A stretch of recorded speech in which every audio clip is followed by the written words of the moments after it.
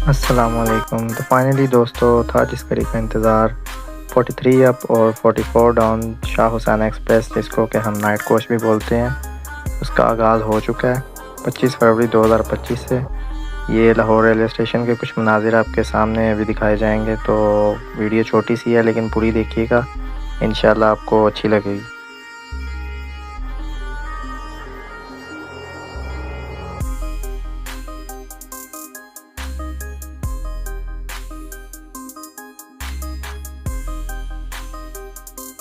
ये दोस्तों इसकी इकॉनमी क्लास की कोच है, पुरानी तर्ज की है लेकिन बाहर वाली साइड पे जो है ग्रीन लाइन की लुक दे रही है।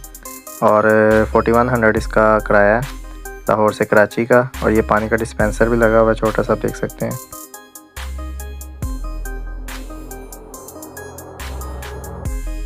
और ये दोस्तों इसकी बिज़नेस क्लास कोच की लुक आप देख सकते हैं। 9400 इसका जो है ना लाहौर से कराची तक का किराया है।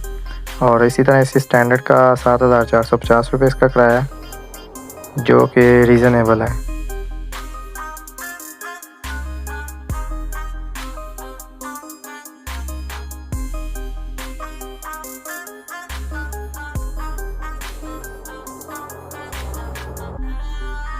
और ये दोस्तों आप रेल फैंस का रश देख सकते हैं, काफ़ी आवाम आई हुई थी इसको कवर करने के लिए। और बहुत पुरकशिश नज़ारा बना हुआ था लाहौर जंक्शन पे, आप देख सकते हैं।